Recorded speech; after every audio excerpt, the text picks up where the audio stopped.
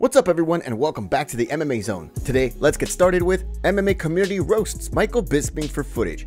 Now that the MMA world knows that Conor McGregor's Octagon return won't go down at UFC 303, Michael Bisping is taking heat from some folks over recent comments he made about MMA journalist Ariel Helwani. How come? Well, if you follow Helwani's work, you know that after a press conference in Dublin to promote the UFC 303 event was cancelled earlier this month, he began reporting on the situation.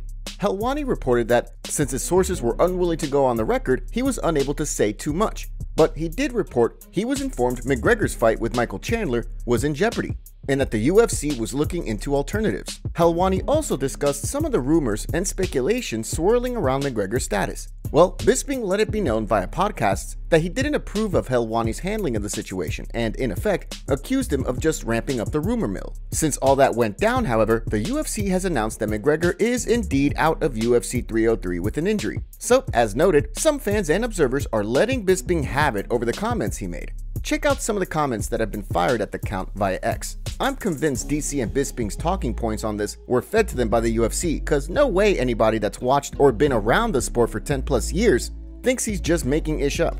Dude used to break your fight news. Now he knows nothing? Why the F is Bisping switching up? What a weird angle to take with someone who's been nothing but nice to you throughout your career. Can't lie, it pisses me off to see so many people denounce Ariel, but it also feels great to see him get it right. Seems to happen quite often.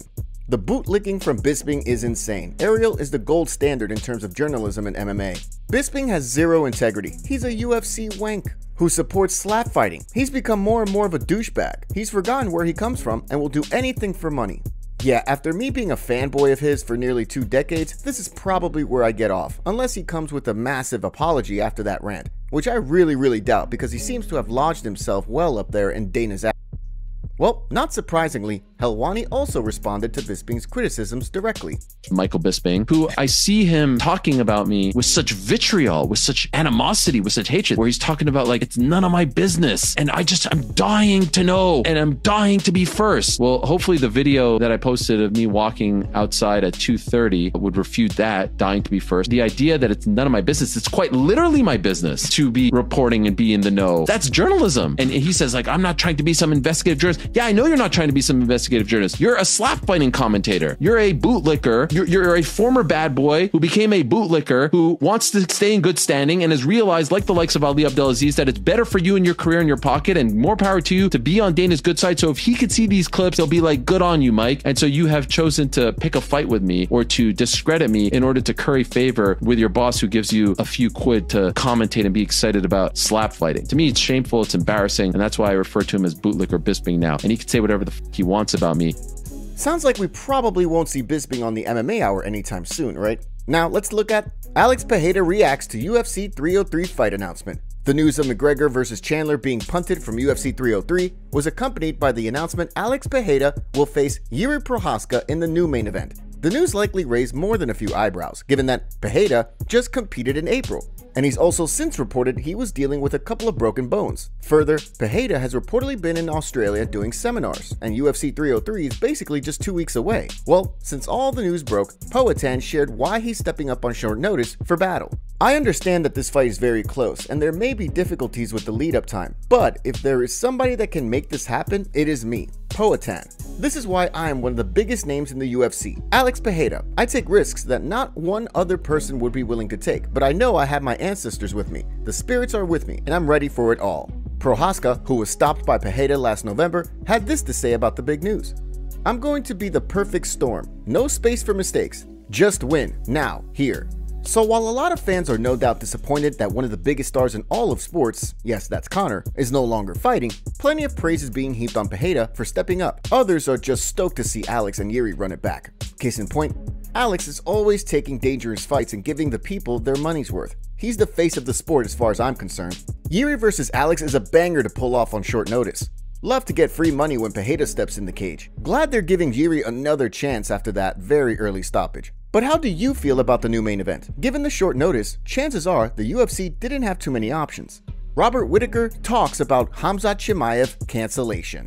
Now, McGregor's withdrawal from UFC 303 hasn't been the only massive problem the UFC has been forced to tackle, as recently it was also announced that Khamzat Chimaev will no longer fight Robert Whittaker next weekend. Boers has reportedly been sidelined due to a severe illness, and now Whittaker will take on Ikram Aliskerov at UFC Saudi Arabia. So how did Bobby Knuckles react to the news that Chimaev would no longer be able to compete? The former middleweight champ told BJPenn.com the following: "Mate, when I knew it wasn't happening is when I found out.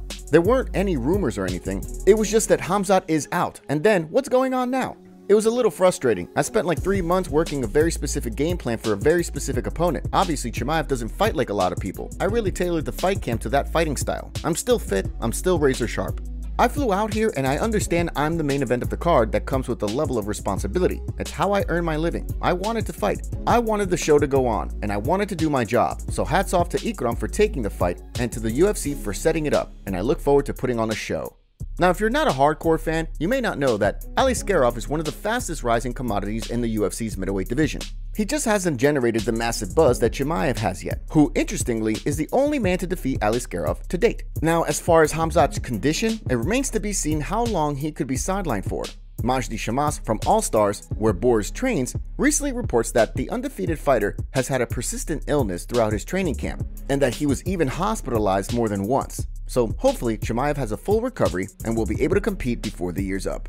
UFC Fight Updates. Now, let's take a look at more news related to fight confirmations and cancellations. If you were looking forward to seeing Tagir Ulanbekov in action at UFC Vegas 93, the flyweight was pulled from the card after missing weight by more than 3 pounds. Ulanbekov was supposed to fight Joshua Van, who had this reaction to what went down: "I'm sorry, guy, I can't force them to fight." Chimaev's withdrawal from UFC Saudi Arabia isn't the only late issue for the card, as Abu Azaitar will no longer fight Dennis Tululin as scheduled. It's being reported that Cedric Dumas will face Tululin instead. Further, Marcel Dorf is reporting that the scrap between Farid Basharat and Montel Jackson is also off. Got told the fight between Farid Basharat and Montel Jackson is off the UFC Saudi Arabia card. UFC searching for a replacement to keep Jackson on the card. Basharat was already a replacement on this card. Montel Jackson was originally booked against Said Nurmagomedov. Okay, with that bit of news out of the way, let's turn our attention to Diego Lopes makes bold claim after Brian Ortega announcement. UFC 303 has, of course, lost some considerable star power with McGregor being out, but many are pointing out that the card is now actually much deeper on account of the latest additions. One of those is a must-see featherweight tilt between rising contender Diego Lopes and former title challenger Brian Ortega. While speaking with ESPN Deportes after the new fight was confirmed, Lopes reported he believes he'll be in the title shot conversation if he defeats T-City. "Imagine if I defeat Ortega and see how the rankings change. I'll be really high in the rankings. Without a doubt, I'll be in the conversation to be next in line. More if I win in a solid way, like I finished the last ones. I believe there's no doubt that I will deserve a title shot."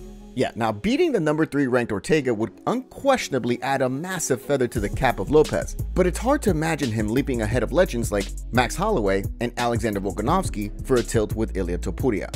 Next, Belal Muhammad receives warning for Leon Edwards fight. Although Belal Muhammad hasn't incurred a loss in over 5 years, the surging welterweight is the underdog heading into his July 27th bout with the current champ, Leon Edwards. After all, Rocky is coming off victories over Kamaru Usman and Colby Covington, who, like Muhammad, are known for their pressuring styles and wrestling pedigrees. Well, as it turns out, one of Muhammad's own coaches acknowledges his fighter could be in tough at UFC 304 if he doesn't throw the kitchen sink at the champ.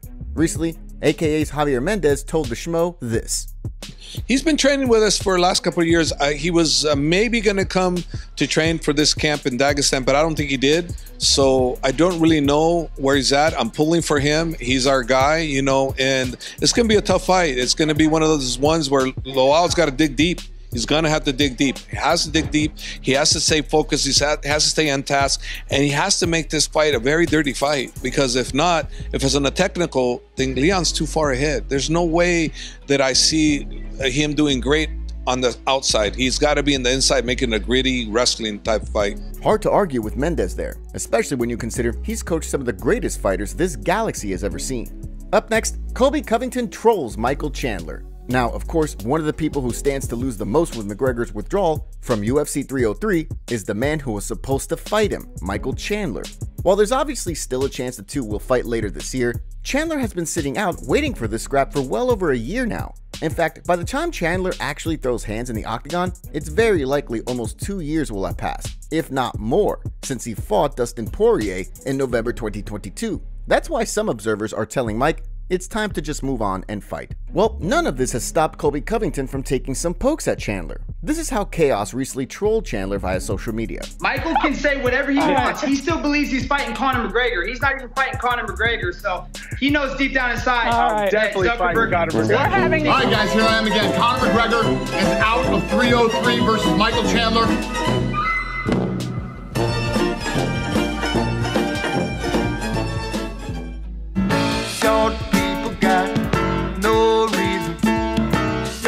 Now, as it turns out, it looks like Chandler may have been willing to fight Max Holloway at UFC 303. Ariel Helwani reported that the UFC called Bless about taking the short notice fight, but nothing came of it.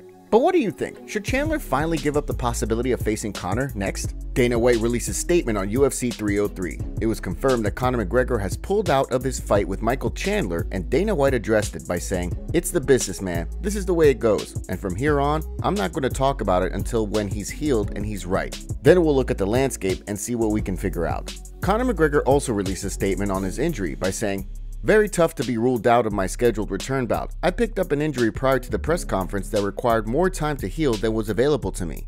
The decision to postpone the fight was not made lightly, but one made in consultation with my doctors, the UFC, and my team. My fans and opponent deserve me at my best for this fight, and we'll get there.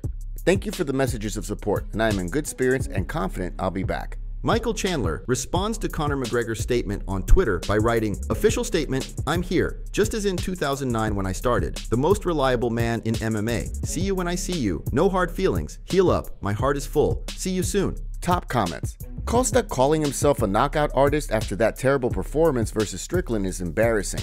Jamal Hill got so scared of being in the same building as Pereira that he faked an injury to get off the card. Ha, it's just a magical coincidence he's injured the exact moment Alex was announced. Didn't care for Pereira at first, thought a kickboxer would be just another average fighter. I didn't know him, of course, but he's become, by miles, the most respectable and interesting fighter in the UFC.